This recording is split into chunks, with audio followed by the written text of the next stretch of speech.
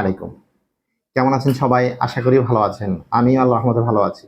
আজকে আমি আমার আলোচনার বিষয় রেখেছি বর্তমানে পর্তুগালের প্রেক্ষাপটটা কেমন? বা বর্তমানে বাংলাদেশে যারা আছেন পর্তুগালে যাবেন, ইন্ডিয়ান ভিসা করছেন বা করেন নাই বা রিজেক্ট খেয়েছেন অথবা পর্তুগালের জন্য একটা হাহাকার সৃষ্টি হয়ে আছে।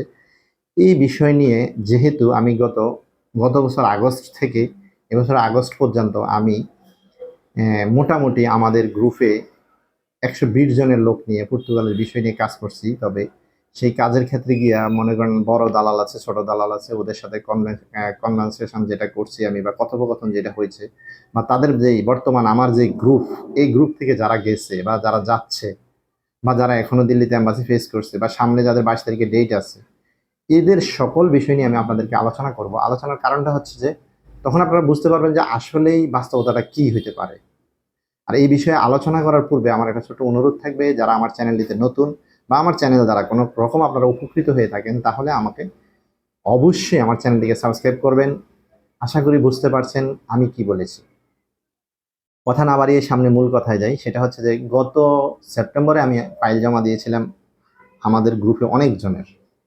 সেপ্টেম্বর থেকে আমাকে যারা পর্তুগালে আছে তারা বললো যে ভাই আমার কিছু লোকের সেপ্টেম্বরে থেকে ট্যুরিস্ট ভিসা ছিল। গত বছর আপনারা জানেন জুলাই অভ্যর্থনের পরে মোটামুটি অনেকেরই ভিসা হচ্ছিল না, ভিসা বন্ধ, যার কারণে যাদের ট্যুরিস্ট ভিসা ছিল ডিসেম্বর বা জানুয়ারি পর্যন্ত তাদেরকে ঘুরাইতে ঘুরাইতে জানুয়ারি পরে যখন ভিসার মেয়াদ শেষ, 4 মাস পরে ওনারা বলতেছে যে হ্যাঁ ঠিক আছে, অসুবিধা নাই, আমরা মার্চ এপ্রিলে দাঁড় করাবো। মার্চেই দাঁড় করাবে আমাদেরকে বলতেছে। পরে জানুয়ারিতে ভিসা লাগাইলো, 19 তারিখ থেকে অনেকেই ভিসা লাগাইলো। লাগানোর পরে কি হলো, ওরা কি করলো, বললো যে না, রমজানে আর দাঁড় করাবো না, আমরা ঈদের পরেই দাঁড় করাবো।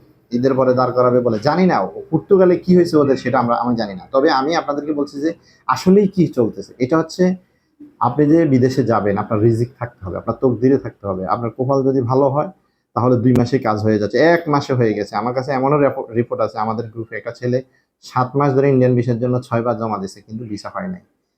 7 নম্বর বার যখন ভিসা যেদিন হয়েছে ওই দিন ঢাকা থেকে সে বাসে আসার সময় পর্তুগাল থেকে যে যারা ভায়া বা এম্বাসি দালাল বলেন বা যেটাই বলেন মিডিয়া, ওনারা ফোন দিছে যে আপনার 10 দিন পরে এম্বাসির ডেট। তার মানে ওনার লাগলো কয়দিন, ইন্ডিয়ান ভিসা হওয়ার পর 10 দিন হিসাব করলে।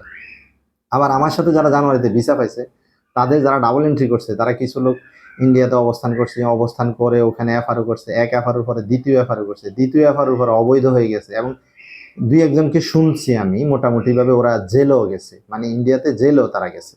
তো আসলে এই যে একটা চক্র বা এই যে একটা মানে হবে হচ্ছে না, আমি বলবো যে কোনো কিছুই করবেন বৈধভাবে করার চেষ্টা করবেন, এরপরে না থাকলে সেটা তকদির। যেমন আমি আমার ব্যক্তিগত বিষয় বলতে পারি, আমি ট্যুরিস্টে মিনিমাম 7 থেকে 8টা দেশ ভ্রমণ করছি।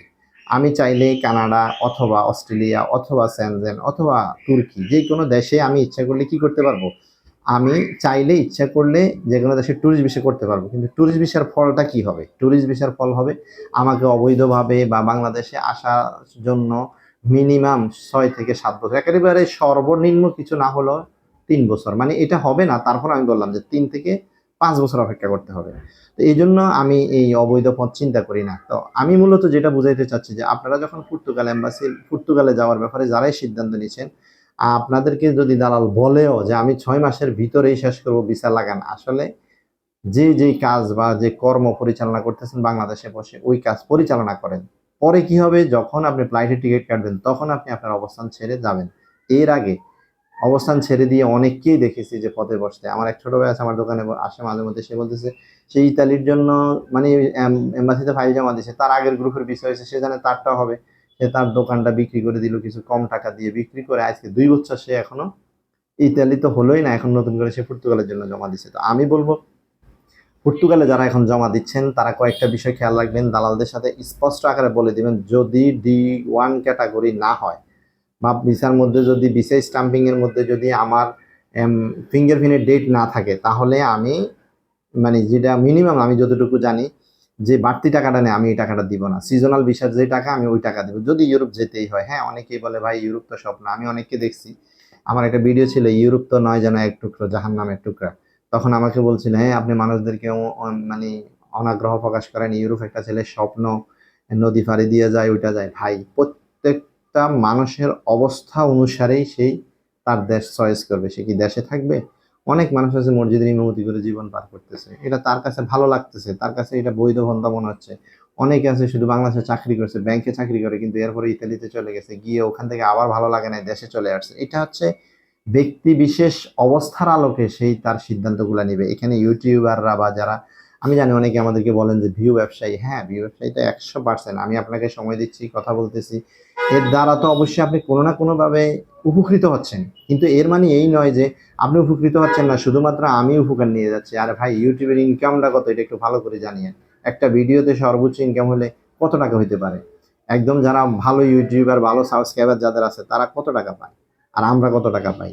এই জন্য এই জিনিসগুলো বলার আগে চিন্তা করবেন। আমি শুধু আপনাদেরকে সতর্ক করার জন্য বলছি যে বর্তমানে পর্তুগালে যে মানে যাওয়ার জন্য যখন মানুষের খুব বেশি হিড়িক উঠে গেছে, দালালরা এখন এটাকে 20 থেকে 22 লাখ 23 লাখ পর্যন্ত উঠেছে, আপনি চিন্তাও করতে পারবেন না। আমার এক ছোট ভাই ছিল, ও যে কোনো আমার কুমিল্লা এলাকার, তার সাথে কন্ট্রাক্ট ছিল 19 লাখ টাকা। তার ভিসা হওয়ার পর তাকে বলতেছে 23 লক্ষ টাকা দিতে হবে। কি আশ্চর্য, বলতেছে নাহলে হবে না। এখন সে 5 লাখ টাকা আগে অ্যাডভান্স দিয়ে দিছে, এখন যদি সে পিছনে আসে তাহলে বলবে যে ওই 5 লাখ টাকাও দিবে না, পাসপোর্ট তো দিবেই না। এখন সে বাধ্য হইয়া গ্রামে দরবার করে 1 লাখ টাকা কমাইয়া 22 লাখ টাকা দিয়ে সে গেছে। এই জন্য আমি বলছি যে মুখের কথা, আমি ভাই আমি অনেক প্রতারিত হয়েছি, বা আমাদের যারা যাবে তাদের ইয়াতে দেখছি, তারা কোনো গুরুত্বই দেয় না, কোনো কথাই বলে না, তারা তাদের মতো করে কাজ করে, হইলে হবে, না হইলে তাদের কি যায় আসে। আমি যে একটা স্বপ্ন নিয়ে সামনে অগ্রসর হচ্ছি, এই স্বপ্নটা যারা মিডিয়া বা দালাল থাকে তাদের মাথায় ঢোকে না, তারা তাদের ইনকাম বা তাদের সিস্টেমেটিকে তারা আগায়। আর কিছু কিছু জায়গায় দেখছি সার্বিয়া বা আপনার মাল্টা, এই সমস্ত বিষয়গুলোতে যারা এজেন্সিগুলোতে দেখেছি অনেক তৎপর থাকে, ভাই এটা করেন, ভাই ওইটা করেন, ভাই আপনার এই সমস্যা হয়েছে, ওইটা দেখতেছি। এই জন্য যারা বর্তমানে পর্তুগালের বিষয়ে সিদ্ধান্ত নেবেন, আমি শুধু এতটুকুই বলবো, পর্তুগালের বর্তমানে এম্বাসি ফেস করার পরেও ভিসা রিজেক্ট হচ্ছে, এটাও আমি পাইছি। তো আপনারা মনে করেন না যে মানে এম্বাসি ফেস করলেই ভিসা হয়ে যাচ্ছে, এরকম এখন আর নাই। হ্যাঁ সেটা ছিল মার্চ এপ্রিল পর্যন্ত, আমি এপ্রিলের 20 তারিখ পর্যন্ত, কিন্তু মে জুনে যারা এম্বাসি ফেস করছে, আমার হাতে মিনিমাম মিনিমাম আমার ইউটিউব চ্যানেলের কারণে, আমার সাবস্ক্রাইবারদের সাথে যোগাযোগের কারণে আমি টোটাল 11 জনকে পাইছি, তারা ভিসা পায় নাই, এম্বাসি ফেস করছে কিন্তু ভিসা পায় নাই। ঠিক আছে, আমি আমি আপনাদেরকে জানাচ্ছি, এর মানে এই নয় যে আর পর্তুগাল দিয়েন না, পর্তুগাল হবে না। এই ক্ষেত্রে কোম্পানি বিশেষ বা দালালরা কি হাই অথরিটি দিয়ে কাজ করে, ওই বিশেষ ওই রিলেটেড। আবার কেউ কেউ দেখা গেছে, আমার এক বন্ধু আমাকে ফোন করে বলতেছে, ভাই আমাদেরকে দিল্লি থেকে ঘুরে আনার পর এখন দালাল বলতেছে আমি D1 ভিসা আগামী 1 বছর তোমাদেরকে দিতে পারবো না। এটা তোমরা চাইলে সিজনাল ভিসা যাইতে হবে, যাবে যাইলে আমি 3 মাসের মধ্যে তোমাদেরকে ডেট উঠাইয়া এম্বাসি ফেস করাই দিব। এরকম হচ্ছে। এই জন্য আমি বলছি যে বর্তমানে যারা পর্তুগাল নিয়ে খুব বেশি আগ্রহ দেখাচ্ছেন, রিসেন্টলি সামনে কিছু কিছু দেশ সম্ভাবনা আছে। আমি আগে বলছি, ইতালির তো অবশ্যই অক্টোবর না 1 তারিখ থেকে মনে হয় ক্লিক ডে শুরু হবে, ইতালি চলবে, আশা করি মালটাও মোটামুটি ভিসা কিছুটা দিচ্ছে। এরপর স্পেন ওয়ার্ক পারমিট চালু করার কথা আছে।